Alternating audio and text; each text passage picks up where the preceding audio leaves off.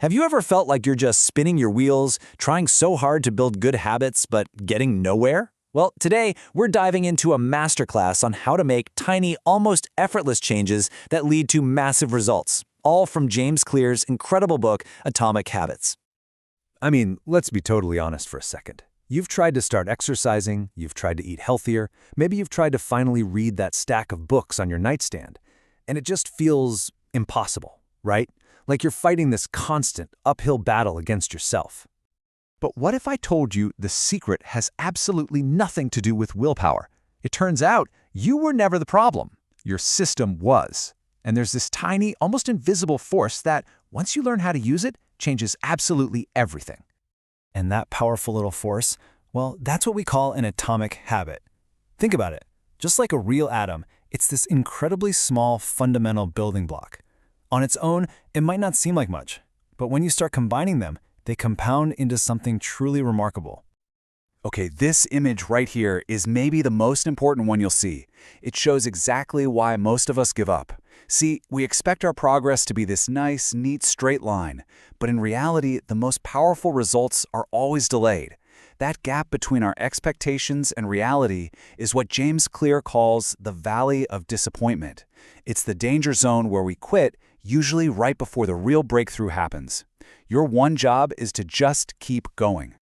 So let's jump right in. We're going to break down the 4 simple laws for building better habits. Make it obvious, make it attractive, make it easy, and make it satisfying.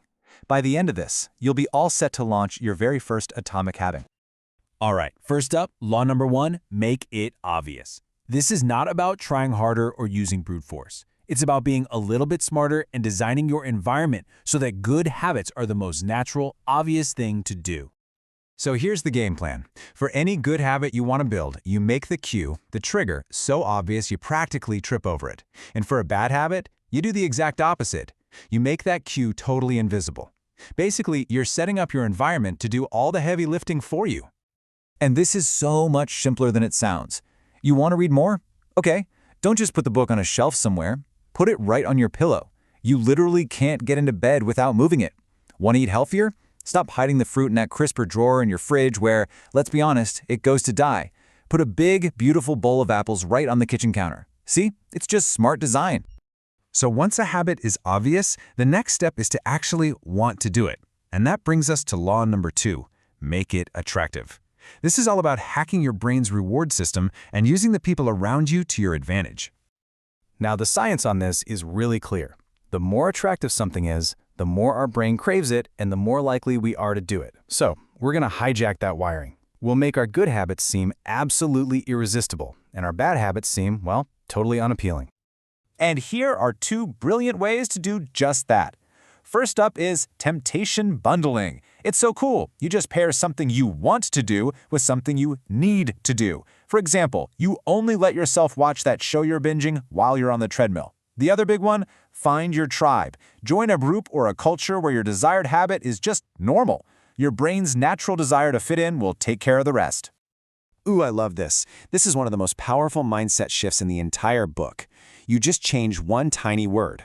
You don't have to wake up early for a run. You get to build endurance. You get to have more energy. It instantly reframes a chore into an opportunity and makes any habit feel way more attractive.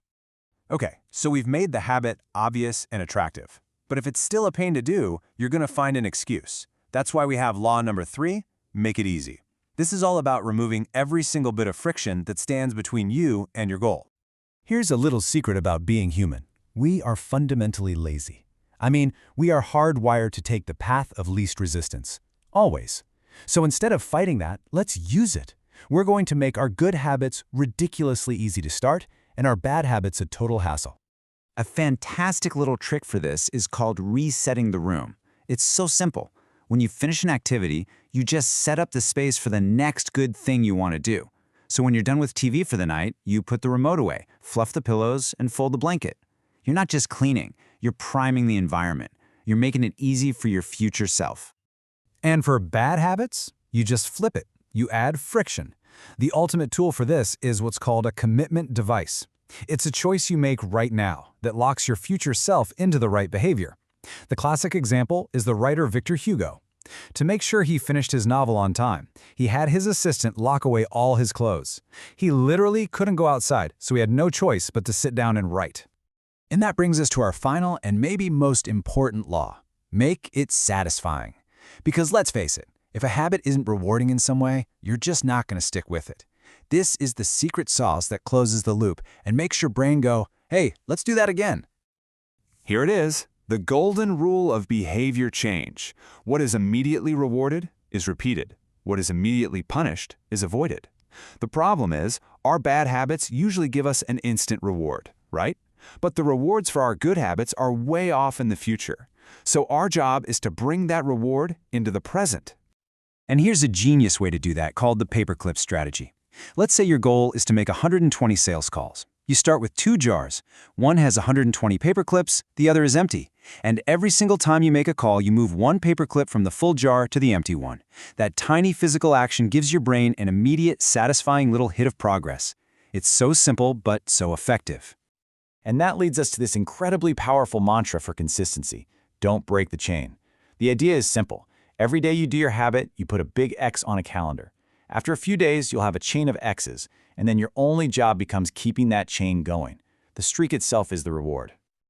Okay, so there you have it. The 4-part blueprint. Make it obvious, attractive, easy, and satisfying. Now let's talk about how we turn all of this amazing knowledge into real-world action. And this is the most important thing to remember from all of this. Success isn't about some huge, dramatic, once-in-a-lifetime transformation. It is the product of your small, daily habits. It's about getting just 1% better every single day. It might not feel like much at first, but over time, it compounds into something absolutely extraordinary.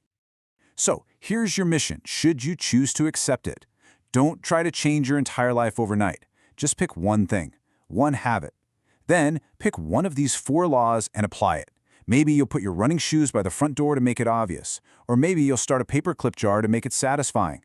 What is the one tiny habit you're going to start today? Let me know in the comments below. And if this helps you out, hit that like button and subscribe so we can help more people master their habits together.